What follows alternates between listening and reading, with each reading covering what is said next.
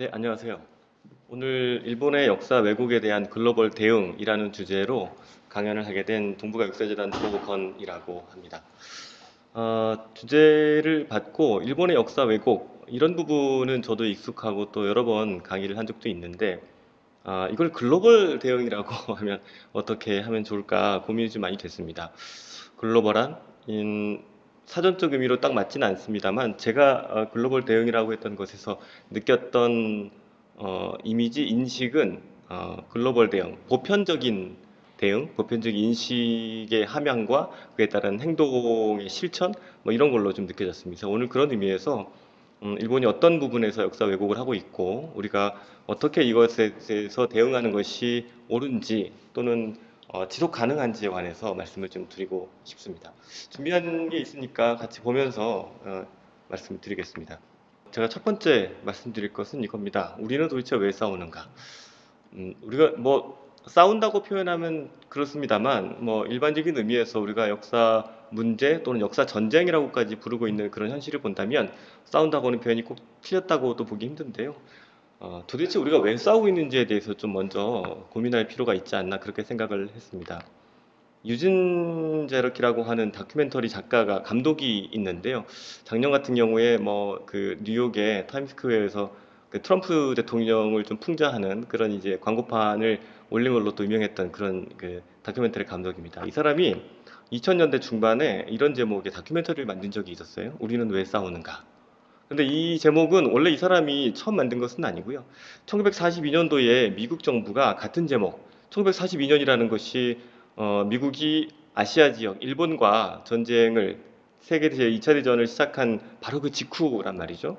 42년에 미국 정부가 같은 제목, 우리는 왜 싸우는가라고 하는 홍보 영화를 제작한 적이 있습니다. 그러니까 이런 제목을 가지고 미국 국민들에게 이제 얘기를 했고, 국민들에게 얘기할 때는 우리가 싸우는 이유가 굉장히 합당하고 타당하고 또 정의로운 것이다라고 하는 그런 이제 인식에 반로해서 미국 국민들을 동원하고 또 아주 또 지지 후원하도록 만들기 위한 그런 홍보 영상이었던 것이죠. 당시 이 홍보 영상에 아주 재밌는 그 도입부가 있는데요. 바로 이걸 물어보는 겁니다. 우리는 왜 싸우는가? 우리 왜 싸운다고 생각하세요? 이렇게 물어봅니다. 그 영상에 따르면 많은 미국인들이 그때 이렇게 대답해요. 자유를 위해서, 평화를 위해서, 그리고 정의를 위해서 싸운다고 그렇게 얘기합니다. 그런데 유진 제르키가 얘기하고 싶었던 것은 1942년 단계처럼 이렇게 뭐랄까 아군과 적군이 좀 명확한 그런 경계가 있는 그런 얘기를 하고 싶었던 것은 아니고요. 이런 1942년과 같은 자유와 평화와 혹은 이제 정의를 위해서 싸운다고 했던 미국인들이 과연 2000년대 이후에는 어떤 식의 전쟁 인식을 가지고 있었는가 이걸 좀 비꼬고 싶었던 것이거든요. 2000년대 이후에 같은 질문을 이준재르키가 미국인들에게 물어봅니다. 우리는 왜 싸운다고 생각하십니까? 물론 이때가 여러분 잘 아시는 이제 9.11 테러도 있었고 미국이 여러 가지 전쟁할 만한 많은 합당한 이유를 그때는 가지고 있다고 생각했던 때입니다. 그럼에도 불구하고 이때 영상에 등장하는 많은 미국인들이 우리가 왜 싸우는가에 대한 질문의 대답으로 이렇게 대답합니다. 기름이라고요. 어, 많은 합당한 이유가 있었을 것 같지만 사실 많은 사람들이 미국이 해외에서 파병하고 전쟁하는 이유가 사실은 기름 또는 돈 때문이다 이렇게 이제 인식을 하고 있었다는 거죠. 그래서 저희도 한번 물어보고 싶습니다. 과연 우리는 무엇을 위해 싸우는가? 우리는 왜 싸우나? 이런 것들을 한번 먼저 봐야 되지 않을까 싶은 생각이 들었어요. 비슷한 시기죠. 1945년. 그러니까 우리가 해방되기 이전에 우리는 일제히 식민 지배 또는 침략 전쟁에 맞서 싸운다고 하는 인식이 있었습니다. 굉장히 극명했고요. 그리고 누가 봐도 타당한 그런 이유처럼 느껴졌죠. 독립운동의 목적성 그리고 타당성에 대해서는 그 누구도 이의를 제기하지 않고 있었습니다. 그건 지금도 마찬가지라고 보여져요. 2021년 지금 우리가 일본이 됐건 또는 중국이 됐건 여러 가지 역사 왜곡 문제 또는 여러 가지 갈등 문제에서 싸우는 이유 우리는 과연 왜 싸울까를 그때만큼 선명하고 극명한가를 오늘 스스로에게 질문해보고 그리고 어떻게 하면 그럼 우린 잘 싸울 수 있을까 그때처럼 또 선명한 그런 전쟁을 할 수 있을까 그런 점을 같이 얘기해보고 싶었습니다. 자, 우리는 왜 싸우는가라고 하는 제목, 이것을 조금 더 구체적으로 해보면 이렇게 될 수 있을 것 같아요. 우리는 과연 누구와 싸우고 있는가? 누구랑 싸우고 있는지 분명하지 않는데 싸우는 목적과 이유가 분명할 리가 없습니다. 우리는 과연 누구랑 싸우고 있다고 생각하시는지. 오늘 이제 일본의 역사 왜곡에 관한 그 주제니까 우리는 아마도 일본 또는 일본 정부, 일본인, 그 좀 더 구체적으로 얘기하면 일본 우익과 싸우고 있다. 뭐 이렇게 생각할 수 있겠습니다. 조금 더 들어가면 역사를 왜곡하는 일본 또는 과거를 반성하지 않는 일본하고 우리는 싸우고 있다. 이렇게 말씀하실 수 있을 것 같아요. 그리고 또 한 발 들어가 보면 역사를 왜곡하고 과거를 반성하지 않는 일본 정부와 국민, 우리는 이들과 싸운다. 이렇게도 말씀하실 수 있을 겁니다. 그럼 여기서 잠깐만 좀 구체적으로 살펴보겠습니다. 일본이 어떤 점을 그러면 반성하지 않고 어떤 점을 왜곡하고 있는지를 한번 살펴보죠. 먼저 교과서 왜곡입니다. 오늘 제가 두 가지를 들고 왔는데 교과서 왜곡 문제, 그 다음에 이제 근대 산업유산이라고 하는 그 두 가지를 가지고 얼마나 왜곡돼 있고 또는 얼마나 반성하지 않고 있는지를 얘기할 겁니다. 먼저 교과서 문제입니다. 교과서 왜곡 문제, 교과서 왜곡 문제가 시작된 것은 사실 그렇게 오래된 일은 아닙니다. 패전 직후 1945년 8월 이후로 일본은 패망을 했고 패전국이었습니다. 패전국이자 또는 전범국이었죠. 그러니까 이 전쟁의 책임을 올곧이 진 국가, 전쟁이 이 국가로 인해서 일어났고 이 잘못된 전쟁의 책임은 모두 일본에게 있는 그런 구도였습니다. 당연히 일본은 그래서 패전 직후에 본인들이 과거에 했던 행위를 정당화할 수 없었을 뿐더러 또 정당화하지 않도록 헌법을 개정했는데요. 그것을 이른바 이제 평화헌법이라고 부릅니다. 평화헌법의 가장 큰, 가장 주요한 골자는 전쟁하지 않는 국가를 만든다는 그런 이념에 있습니다. 과거 침략 전쟁에 대한 식민지배 반성을 아주 신랄하게 하게 됐는데 문제는 일본이 과거에 했던 행위들 또는 과거에 했던 반성들에 관해서 얼마나 일본 사회가 충분한 그 함의와 또는 공통적인 인식하에서 했는지가 중요했을 텐데 일본도 뭐 아주 많은 사람들이 살고 있고 다양한 이념과 생각을 갖고 있는 사람들이 있기 때문에 어떤 사람들은 정말 통렬하게 반성하고 과거의 잘못을 반복하지 않기 위해서 노력한다고 했지만 일부 사람들에게는 그렇게 반성만 하고 그리고 잘못만 했다고 사람들이 손가락질하는 것을 굉장히 좀 불편하게 보는 그런 일본인들도 있었을 겁니다. 특히 이제 1970년대 이후 중국과 일본이 수교를 하게 되는데요. 중국과 일본이 수교를 하게 되면서 과거 중일전쟁 이후 일본이 중국에서 벌였던 침략 행위 뭐 이런 것들이 이제 부각이 돼서 일본의 전쟁 가해 책임 문제를 본격적으로 좀 사회적으로 부각하는 그런 움직임이 일어나기 시작합니다. 좀 더 많이 책임 문제가 부각되면 아무래도 지금까지 목소리를 좀 적게 내고 있었던 그런 사람들, 우리는 단순히 가해국만은 아니야라고 하고 싶은 사람들, 반성만 하고 싶진 않은 사람들의 목소리도 당연히 커지게 됩니다. 우익 세력이 반발을 하게 됐고요. 이 우익 세력의 반발과 연동을 해서 1982년도에 이른바 교과서 파동이라는 것이 납니다. 이렇게 말하면 좀 무서워 보입니다만 일본이 과거에 했던 식민 지배라든가 침략 전쟁에 대한 해석을 달리하는 또 새롭게 하는 그런 이걸 이른바 이제 역사에서는 수정주의 해석이라고 하는데요. 그런 움직임이 아주 강하게 일어나게 됩니다. 좀 쉽게 얘기하면 일본이 과거에 했던 것은 침략이 아니라 진출이었다라고 이제 보고 싶은 사람들 또 어떤 그런 시각에 힘입은 일본 정부의 인식 또는 입장 이런 것들이 이때 나오기 시작했던 것이죠. 그리고 이게 교과서에서 쓰여지게 됩니다. 당연히 우리는 물론이고요. 중국 정부의 강한 반발을 불러일으켰습니다. 그래서 이제 이것을 교과서 파동이라고 이렇게 부르게 됩니다. 그런데 이제 이 주변국들에게 강하게 반발을 받고 난 다음에 잠깐 수면 아래로 가라앉았던 것 같은 이 교과서 파동은 사실 그 뒤에도 흐름을 계속 이어갑니다. 86년도에는요, 일본을 지키는 국민회의라고 하는 곳에서 신편일본사라는 책을 발간했는데 여기에서 다시 또 이제 지난번과 같은 문제가 있게 됐었고 다시 또 주변국들의 반발을 또 불러일으키게 됩니다. 그런데 역시 또 이것도 그치지 않고 93년도에도 비슷한 시도가 또 있게 되고요. 결국 90년대 이후에는 우익 세력이 중심이 된 역사 수정주의 움직임이 아주 본격화하는 그런 계기가 만들어집니다.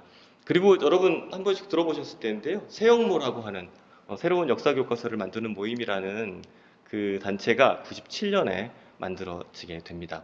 그리고 이 세용모에서 만든 것이 바로 이제 후소샤라고 하는 교과서고요. 이 후소샤 교과서가 2000년에 검정을 신청해서 2001년에는 일본 문부과학성, 일본 정부의 검정을 통과하게 됩니다.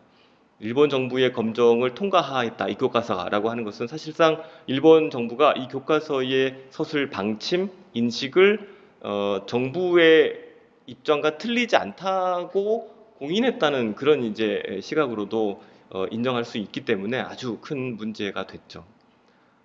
이후에 이제 한국과 일본 정부가 서로 이제 대화를 해야 되고 다시 또 이제 반발도 많고 이런 일들이 벌어집니다만 일본 역사 교과서 왜곡의 핵심 이건 역시 학습 지도 요령에 있습니다. 아까 좀 전에 말씀드렸던 2001년에 검정 통과한 후소자 교과서도 마찬가지입니다만 교과서 자체를 서술한다고 해도 일본이 우리와 같은 교과서 검정제를 채택하고 있는 이상 일본 정부가 그 교과서의 서술 내용을 자국 내의 방침에 따라서 인정하지 않으면 그만이란 말이죠. 그런데 일본 정부가 후소자 교과서를 검정 통과시켜줬다는 것은 사실상 이게 일본 정부의 방침과도 다르지 않다는 것을 의미하는데요. 그 일본 정부의 방침에 가장 잘 드러나 있는 자료가 바로 이 학습 지도 요령이라고 하는 것입니다. 일본 교과서 집필의 기준이라고 할 수 있는 것인데 최근에는 2018년도에 개정 학습 지도 요령 해설서라고 하는 것이 또 만들어지기도 했습니다. 여기에 따르면 사실 올해 있었는데 올해 이 검정 발표가 있었는데 고등학교 역사 교과서 같은 경우에 역사 총합이라는 교과를 새로 만들고 이 역사 총합 새로 만들어진 역사 교과서가 어떻게 쓰여지는지를 개정된 학습 지도 요령에서 규정하게 됩니다.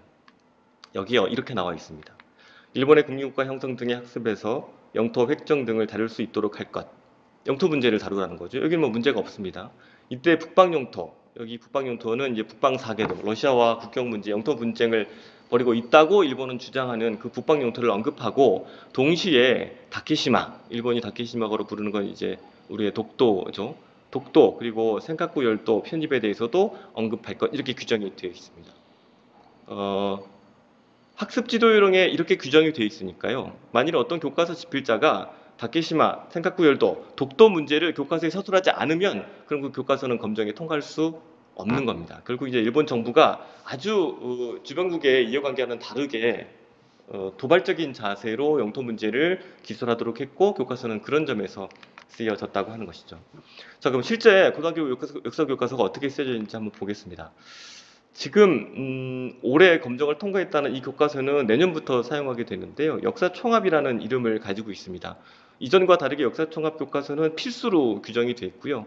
올해 총 12종이 통과를 한 걸로 그렇게 확인이 됩니다. 이건 지금 사용하고 있는 교과서고요.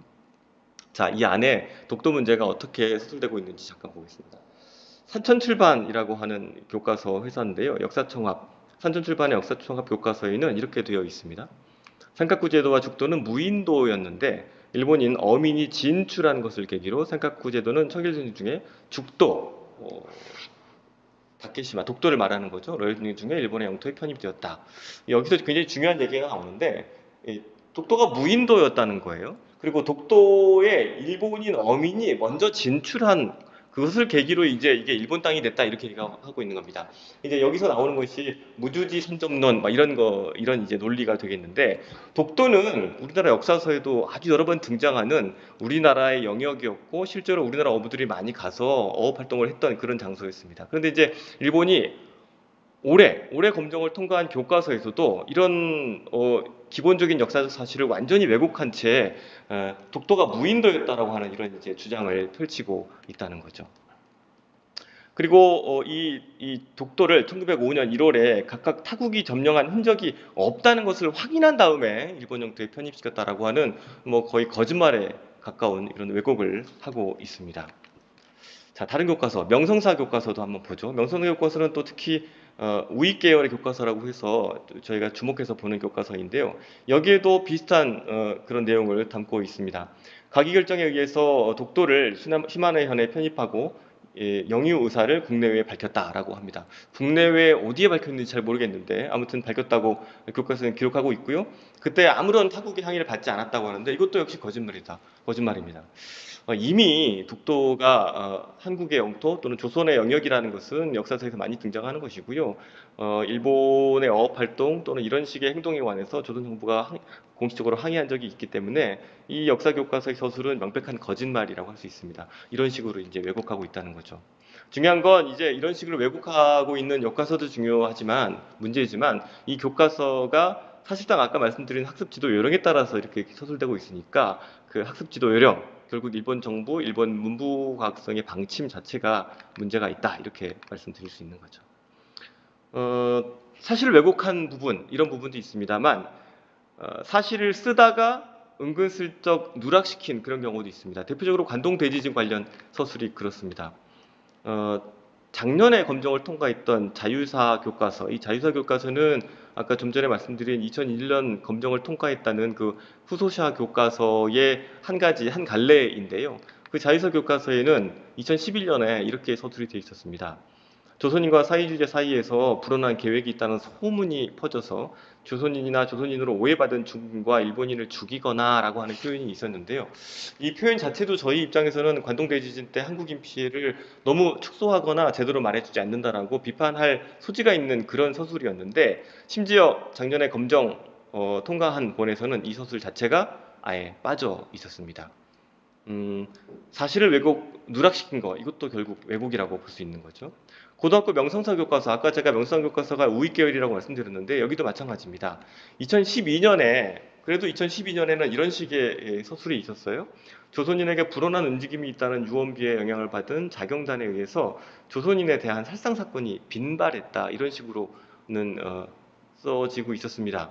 뭐 아주 더 구체적인 학살의 양상이라든가 또는 조선인의 억울한 어떤 시점 이런 것들은 잘 드러나지 않았지만 아무튼 사실관계는 써져 있었는데요. 이 명선학 교과서 역시 올해 검정을 통과한 본을 확인했더니 이런 내용 자체가 누락되어 있었습니다. 이것도 명백한 왜곡이라고 할 수 있겠죠. 자, 교과서 왜곡 부분은 이렇고요. 두 번째로 근대산업유산 왜곡 부분도 한번 같이 살펴보겠습니다. 도쿄에 있는 산업유산정보센터라고 하는 곳에 대한 얘기를 지금부터 해드릴 텐데요.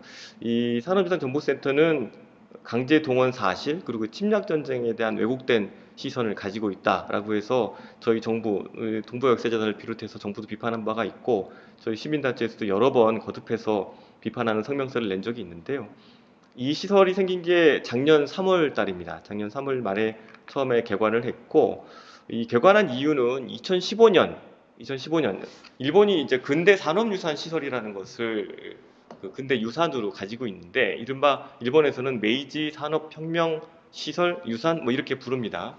이 산업유산 시설이 자국의 입장에서는 굉장히 영광스럽고 또는 기념할 만한 그런 이제 유적이라는 그런 인식하에서 이 산업유산을 세계유산으로 등재하겠다라고 하는 시도를 하게 되죠. 뭐 우리 정부는 많이 그 반발을 했습니다만 이게 결국은 이제 통과가 됩니다. 세계유산회가 통과를 해줬는데 이때 산업유산 일본의 산업유산이 세계유산 등재를 통과할 때에 세계유산위원회가 이 시설이 주변국의 우려를 좀 낳고 있고 그리고 일본이 말하는 것처럼 그렇게 자랑스러운 유적만은 아니지 않느냐라고 하는 이제 지적을 하면서 이런 것들을 요구하게 됩니다. 한국인과 여타 국민들이 본인의 의사에 반해서 동원돼 있고 그리고 가혹한 조건 아래에서 강제 노역했다. 이런 사실이 있다는 것을 이 유산에 관해서 너희가 이제 안내하고 홍보할 때 꼭 가르쳐 줘라 이렇게 얘기했던 것이죠. 이것을 이제 일본 측에서 받아들입니다. 그래서 당시 이제 사토군이라고 하는 일본 측 대사가 그러면 우리가 이 시설을 세계유산으로 등재가 된다면 나중에 여기에 대한 정보센터를 만들어 가지고 이 부분 본인의 의사에 반해서 동원됐고 그 다음에 강제로 노역했다는 부분을 반드시 우리가 쓰겠습니다. 그리고 이런 것들이 명시되어 있는 인포메이션 센터를 만들어 가지고 피해자를 기리기 위한 노력도 하겠다라고 하는 약속을 하게 됩니다. 이 시설 이게 지금 이제 도쿄 신주쿠에 있는 그 산업유산 정보센터인데요. 이 시설을 만들면서 이러한 약속을 했다는 겁니다. 시설 안을 들어가 본 사람들, 저는 뭐 요즘에 이제 코로나 시국으로 해서 들어가지 못했는데 직접 봤던 분들에 의하면 이 시설은 이렇게 세 가지로 나눠져 있습니다. 존 1, 존 2, 존 3 이렇게 나눠져 있는데요. 세 개의 구역으로 나눠져 있고 첫 번째는 세계유산 등재 유산 소개, 그러니까 이제 어떤 시설들이 세계유산에 등재됐는가를 얘기하고 있고요. 두 번째는 일본 산업 발전의 역사. 뭐 이거는 정보 전달 면에서 당연하다고 볼 수 있겠죠. 어, 두 번째 존에서는 이제 이걸 밝히고 있고요.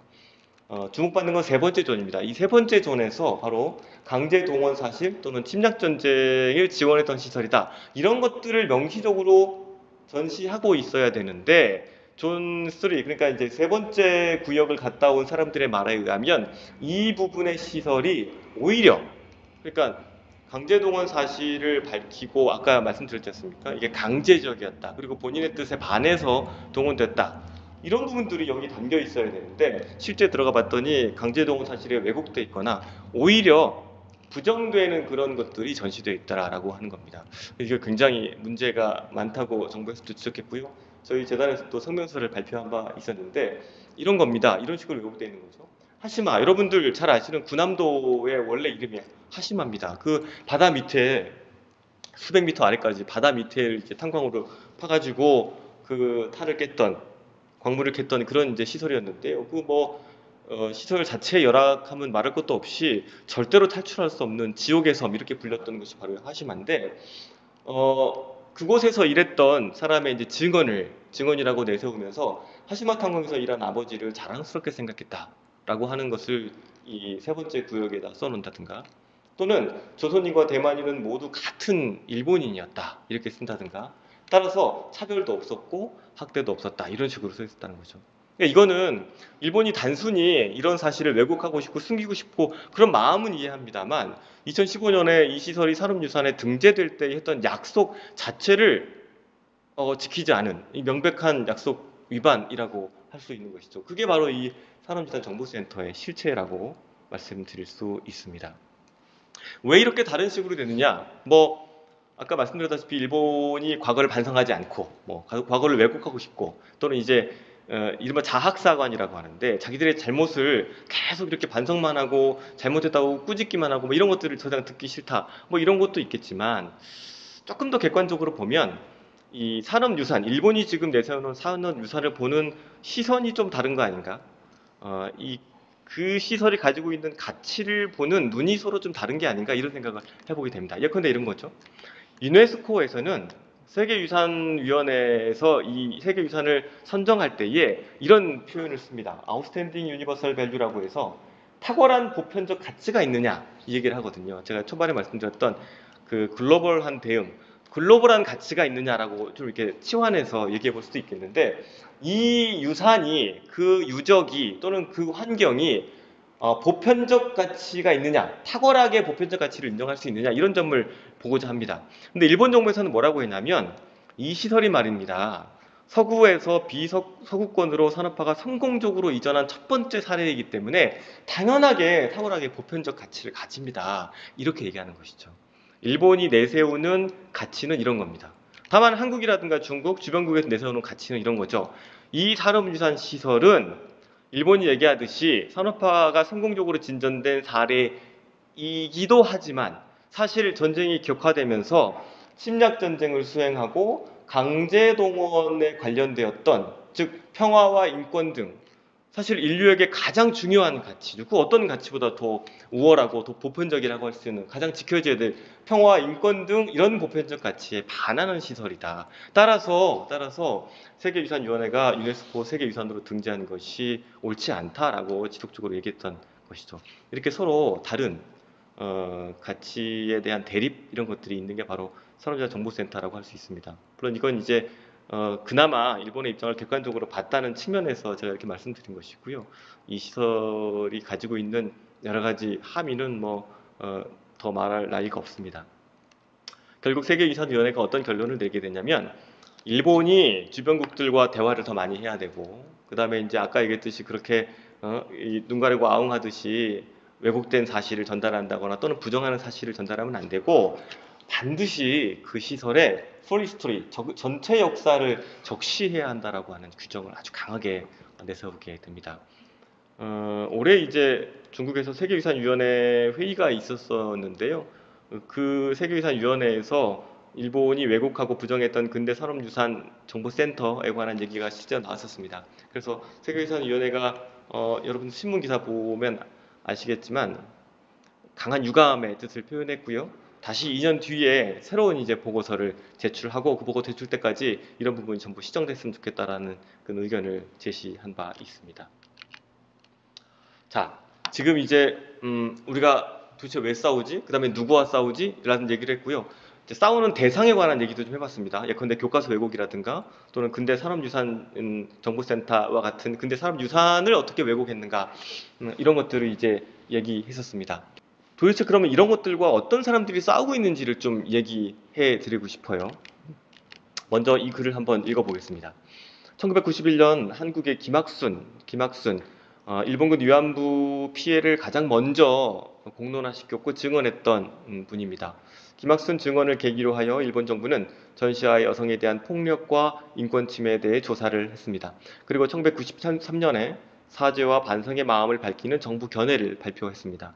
이와 같이 동아시아에서도 전시하의 인권 침해를 되묻는 움직임이 추진되었습니다. 미국, 네덜란드 등 각국의 의회도 이 문제를 다루었습니다. 현재 세계 각지에서 전시와 폭력과 인권 침해의 책임을 새롭게 제기하고 있습니다. 마치 이제 일본군 위안부 문제를 일본 정부나 또는 일본의 우익단체가 왜곡하는 것을 가지고 우리가 지적하면서 비판하고 싸우기 위한 어떤 그런 문구로 보여집니다. 그런데 이 문구는요, 사실 우리가 만든 것은 아니고 2019년 작년에 검정을 통과했던 일본 역사 교과서 마나비샤라고 하는 출판사에서 제작한 교과서에 나오는 그런 문구입니다. 우리가 일본의 역사 왜곡 문제를 오늘 얘기했는데 이 역사 왜곡에 대해서 싸우는 사람들이 우리만은 아니다 라고 하는 것이죠. 일본에도 우리와 같은 입장에서 싸우는 사람들이 있고 그런 사람들은 마치 우리가 하는 얘기처럼 이런 식의 얘기를 일본 학생들이 배우는 교과서에 적시하는 그런 움직임도 하고 있다는 겁니다. 무슨 얘기를 하고 싶은 거냐면 일본인들이 우리의 편을 들어서 이런 주장을 하는 것이 아니고요.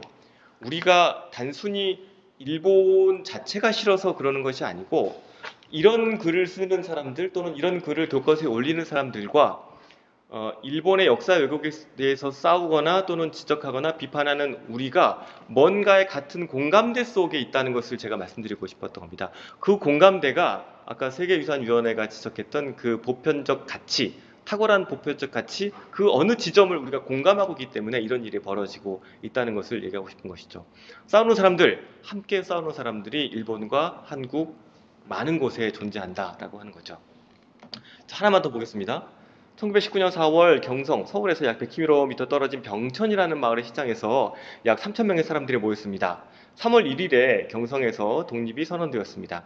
우리들도 독립만세를 외치자라고 하는 연설이 있었고 태극기를 흔들었습니다. 사람들은 일제히 독립만세라고 외쳤습니다. 이 중에 여학생 유관순도 참가하였습니다. 여러분 사실은 3.1운동에서의 병천 아우네 장터에서 있었던 유관순 그 열사를 중심으로 한 만세 시위 운동을 얘기하는 그런 글입니다. 이 글도 마치 우리나라 사람들이 쓴 것 같지만 사실 일본 교과서에 있는 내용입니다. 아까 얘기했던 그 마나비샤 교과서에 써 있는 내용인데요.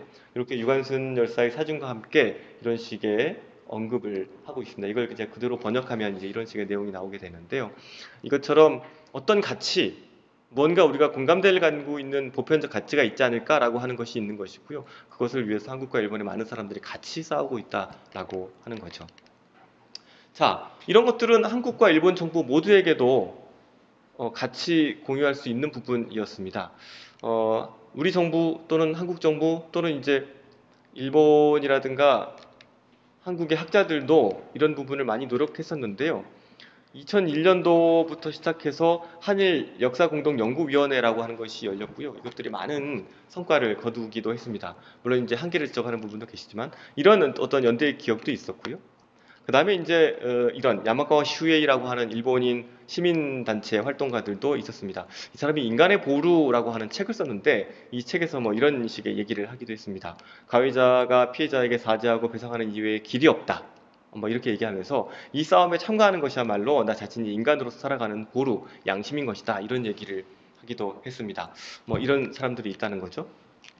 그리고 이제 우리 강제동원 연구에 굉장히 많은 성과를 내신 정혜경 선생님 같은 경우에도 아시아 태평양 전쟁과 조선인 강제동원이라는 책에서 이런 얘기를 하기도 했습니다.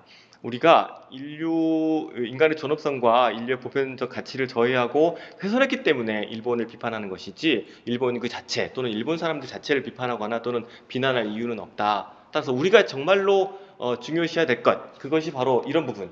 보편적 가치가 무엇인지를 우리가 먼저 설정하고 거기에 대해서 이제 비판을 해야 된다라고 하는 부분을 얘기했던 것이죠. 자, 마지막으로 처음으로 좀 돌아가 보겠습니다. 그럼 우리는 무엇을 위해 싸우고 있는가라고 하는 거죠. 어, 일본 자체에 반대하는 것이 아니라 일본의 잘못된 행위에 반대하는 것이고요. 이 잘못된 행위라는 것은 반인륜적이고 반인권적인 행위라는 것이죠.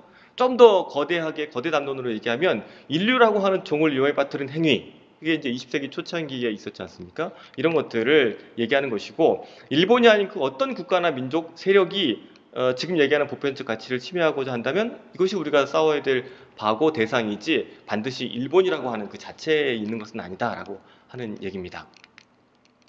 자, 그럼 우리가 할 수 있는 일이 뭐냐? 뭐 크게 세 가지 있을 것 같습니다. 우리 스스로의 왜곡, 우리는 뭐 잘못한 일이 없는가? 라고 하는 이제 그런 것들도 있을 수 있고요. 그 다음에, 지금까지 우리가 해왔던 것, 상대의 왜곡에 대한 항의도 할 수 있고, 그리고 이제 보편적 가치에 대한 추구를 할 수 있을 겁니다. 우리는 무엇을 잘못했는가? 라고 하는 것인데, 뭐 시간이 많지 않기 때문에 짤막하게만 말씀드리겠습니다. 우리도 가해인 적이 있었다라고 하는 거죠. 대표적으로 이제 베트남 전쟁 같은 것인데요. 뭐 아주 짧게만 읽어보겠습니다. 한국은 스스로를 일본이나 미국 혹은 북한에 대해 피해자로 생각하고 싶어 한다. 한국은 그러나 피해자에만 머무른 적이 없다. 이렇게 얘기하고 있습니다. 그러니까 이 베트남 전쟁을 얘기했던 비엣 응우엔이라고 하는 사람이 아무것도 사라지지 않는다라고 하는 책에서 했던 얘기인데요. 한국도 사실은 가해인 적이 있었고 그런 가해인 한국의 입장에서 한국 사람들은 얼마나 본인의 가해 책임 또는 한국이 베트남 전쟁에서 훼손했던 보편적 가치에 관해서 얼마나 반성하고 또는 지적하고 있는가 이런 것들을 이제 이분은 얘기하고 싶었던 겁니다. 사실 오늘 신문에도 이런 얘기가 나왔었는데요. 조선인 전범이 7년 만에 헌법소원이 각하됐다는 얘기가 나오고 있었습니다. 굉장히 저는 사실 이 신문 기사가 슬펐는데요.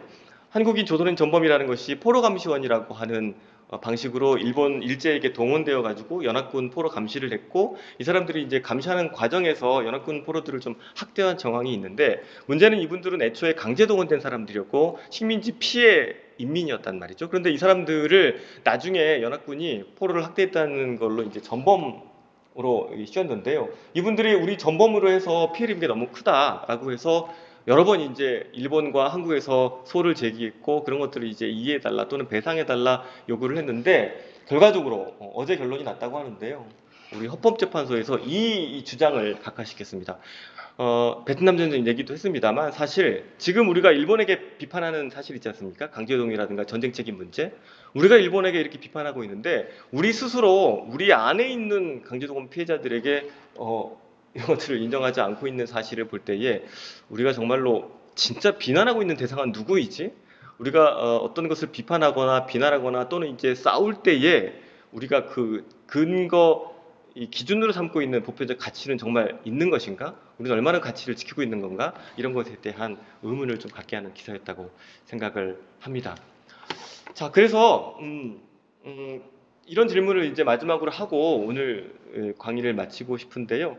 과연 우리가 우리 안에 있는 가해를 얼마나 바르게 기억하고 있는지, 그리고 우리가 싸우는 대상이 단순히 어떤 이 형상화된 사람인지, 아니면 정말로 아까도 계속 얘기했던 보편적 가치인지도 되물어 봐야 될 것 같고, 그에 앞서 가장 먼저 우리가 해야 되는 일, 우리가 생각하는 정의나 양심, 그게 일본에 대해서가 됐건, 우리에 대해서가 됐건, 또는 이제 우리 현대사회에서 아주 여러 가지 비극적인 일이 있었는데, 그런 비극적인 일에 대해서건, 우리가 생각하는 정의나 양심은 얼마나 보편적인가라고 하는 것들을 생각해 봐야 하지 않습니다. 생각해 봐야 하지 않나 싶습니다. 오늘 일본의 역사 왜곡 그리고 이제 그에 따른 글로벌 대응이라고 하는 주제로 말씀을 드렸는데 뭐 외국 사실 그다음에 여러 가지 이제 보편적 가치에 관한 얘기를 해드렸습니다. 제가 생각하는 글로벌 대응, 이건 뭐 어렵지 않습니다. 아주 글로벌 대응이라고 해서 많은 것들을 해야 되고, 뭐 글로벌한 활동을 해야 되고 이런 것들도 있지만, 사실 제가 하고 싶은 얘기는 마지막 이겁니다. 우리가 생각하는 정의나 양심은 얼마만큼 보편적인가? 우리는 정말 인류 모두가 동의할 수 있는 글로벌한 보편적 가치의 기준에서 일본이라든가 또는 다른 과거를 비판하고 또는 지적하고 있는가? 이런 것들이 선결돼야 되고 또 중요하지 않는가 이런 말씀을 드리고 싶었습니다. 자, 오늘 여기까지 말씀드리도록 하겠고요. 앞으로도 저도 마찬가지입니다. 저희 재단도 관련된 주제 또는 그런 역사적인 사실 그리고 이제 국제적인 대응에 관해서 함께 노력하고 그리고 또 기회가 있으면 또 다른 장소에서 말씀드릴 수 있도록 그렇게 하겠습니다. 강의 들어주셔서 감사합니다. 지금까지 동북아 역사재단에 근무하는 조건이었습니다. 고맙습니다.